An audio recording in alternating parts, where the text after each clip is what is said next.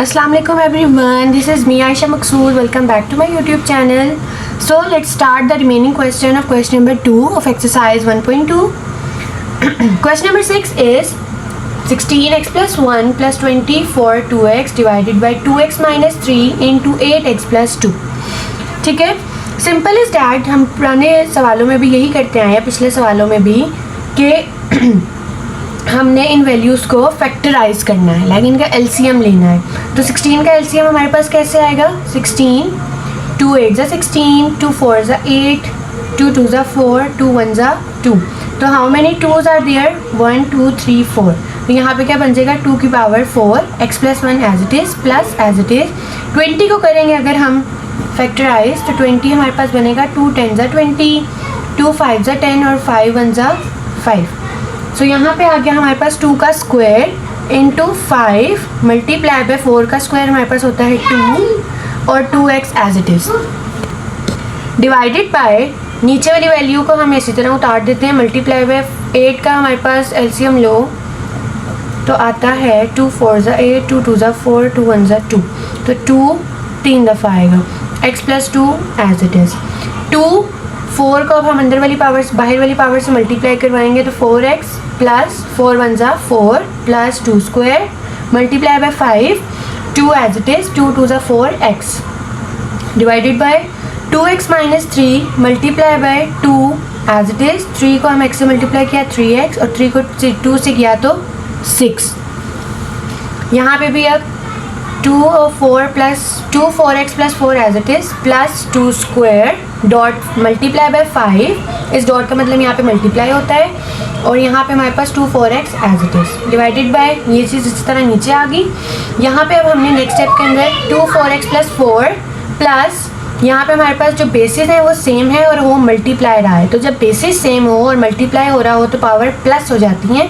So 4x plus 2 into 5 divided by 2x minus 3 और ये भी एज इट इज़ आ गया. इसके बाद ये चीज़ एज इट इज़ आ गई, ये चीज़ एज इट इज़ आ गई, ये वाली चीज़ एज इट इज़ आ गई. नीचे हमारे पास यहाँ पे भी basis are same and powers are multiplying. So हमारे पास यहाँ पे हमारे पास नीचे वाली बेसिस सेम है और मल्टीप्लाई हो रहा है तो पावर्स हमारे पास प्लस हो जाएंगी. x minus 3 plus 3x plus 6. सो यहाँ पे 3x प्लस x 4x और 6 में से 3 गए तो 3 आ गया. नेक्स्ट पार्ट हमारे पास है, पहले हम इसी तरह अगली चीज़ उतार दिया ताकि यहाँ बार बार हमें पीछे ना देखना पड़े. So 2 4x as it is plus 4. यहाँ पे हम 4 नहीं लिखेंगे, क्यों? क्योंकि हमें इतना पता है कि 2 प्लस 2 इक्वल्स टू 4 होता है.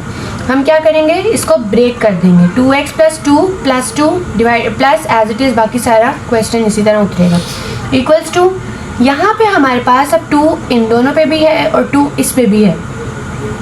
तो क्योंकि हमारे पास ये चीज़ और ये चीज़ सेम है तो ये एज इट इज़ आ जाएगी. यहाँ पे हमारे पास प्लस 2 है, अब यहाँ पे 2 के ऊपर भी 2 की पावर अभी है तो ये हमारे पास मल्टीप्लाई की फॉर्म में आ गया. ये चीज़ हमारे पास इसी तरह नीचे आ गई मल्टीप्लाई बाय 5. यहाँ पे ये कहने का मकसद ये था कि ये और ये चीज़ कॉमन है क्योंकि हमने इसको इस जैसा बनाना है ताकि प्लस की दोनों साइड्स पे सेम वैल्यूज़ रहें. अब ये वाली चीज़ भी एज इट इज़ नीचे आ गई और हमने 3 को ब्रेक डाउन करके 2 प्लस 1 कर दिया क्योंकि 2 प्लस 1 हमारे पास 3 होता है. 2 4x plus 2 as it is आ गया. यहाँ से हमने कॉमन ले लेना है क्योंकि ये दोनों सेम आ गए हैं क्योंकि हमने सेम किए हैं ऊपर. सेम आ गए. 2 स्क्वायर हमारे पास ब्रैकेट में प्लस एज इट इज़ 5 भी इसी तरह आ गया divided by 2 4x plus 2 as it is और 2 के ऊपर 1 की पावर है तो वो भी इसी तरह आ जाएगी. अब ये इससे कैंसिल हुआ. 2 की पावर 4 प्लस 5 डिवाइडेड बाय 2 की पावर 1. ठीक है. तो यहाँ पे हमारे पास अब 2 की पावर 2 है तो ये 4 हो गई प्लस 5 डिवाइडेड बाय 2. तो 4 plus 5 divided by 2 equals to 5 plus 4 9 divided by 2. ये हमारे पास इसका आंसर आ गया. नेक्स्ट क्वेश्चन की तरफ चलते हैं. हमारे पास क्वेश्चन है 64 माइनस 2/3 डिवाइडेड बाय 9 माइनस 3/2. ये इनकी पावर्स हैं. ठीक है. सबसे पहले हम इन दोनों को डिवाइड की फॉर्म में लिख लेंगे.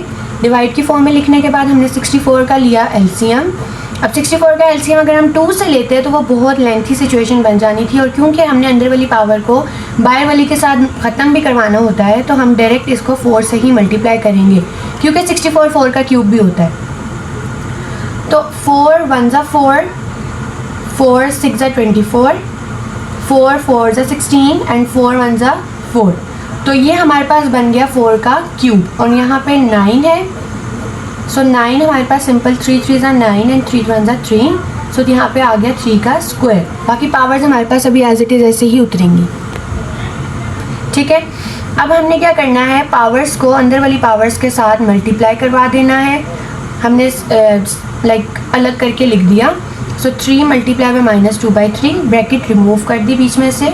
यहाँ पे नीचे हमारे पास 3 का square as it is multiply by -3/2। अब यहाँ से 3 3 से कैंसिल, और ये 2 इस 2 से कैंसिल, तो यहाँ पे 4 की पावर बन गई -2, और यहाँ पे 3 की पावर बन गई -3। अब यहाँ पे हमारे पास क्या हो रहा है कि हमारे पास एक तो पावर्स माइनस में है। अगर ये वाली पावर्स हम माइनस में है तो हम पहले इनका रेसिप्रोकल ले लेते हैं। जब हमने इसका रेसिप्रोकल लिया तो 3 ऊपर जाके पॉजिटिव क्यूब हो गया, और 4 नीचे आके पॉजिटिव स्क्वायर हो गया।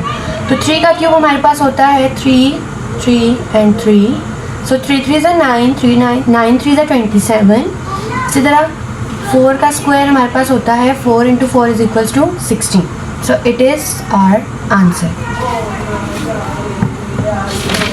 अगला सवाल है 3n × n 9 + 9 n + 1 divided by 3n minus multiply by 9, power हमारे पास है n - 1।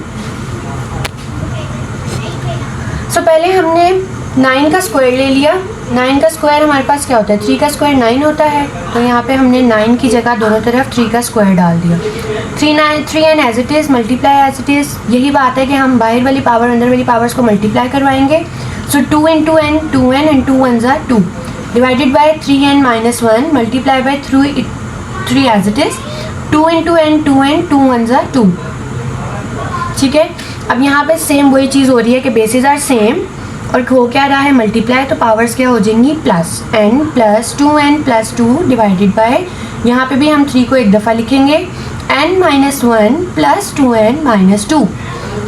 सो यहाँ पे हमारे पास 3n + 2 हो गया, क्योंकि 2n और 1 क्या, 2n और n क्या होते हैं 3n + 2 divided bye 2n + n 3n 2 - 1। सो हमारे पास 2 + 1 हो गया 3। अब हमने नीचे क्या करना है कि 3n + 2 डिवाइड का साइन है, तो ऑफकोर्स जब वैल्यूज़ ऊपर जाएंगी तो माइनस होंगी। सो 3n ये वाला, ये -3 था, ऊपर आके क्या हो जाएगा +3। सो यहाँ से एक दफ़ा ये माइनस में, एक दफ़ा प्लस में, n वाली वैल्यूज़ कैंसिल आउट हो गई। यहाँ पे 3 की पावर बन गई 5, क्योंकि 3 + 2 क्या होता है 5।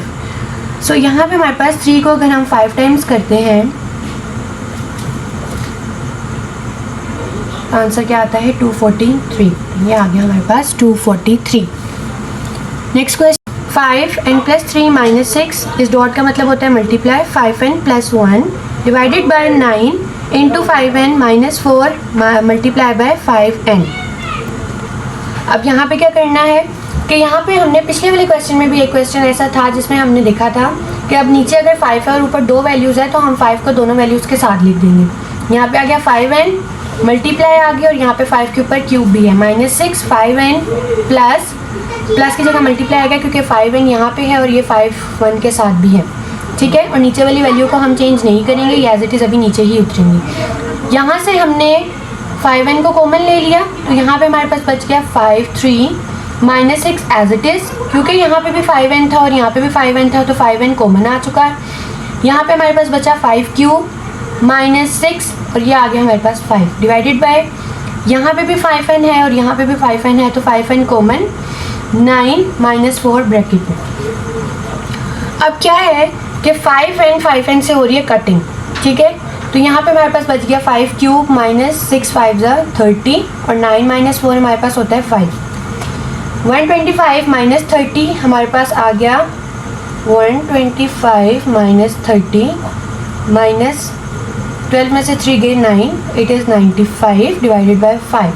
अब 5 के टेबल में 95, 5 1 ज़ा 5, 9 में से 5 गए 4 और ये आ गया 5 9 45. So answer is 90. So hope you like the video. If you understand this video, so subscribe this YouTube channel, like, comment, share with your friends, and don't forget to press the bell icon. Allah Hafiz.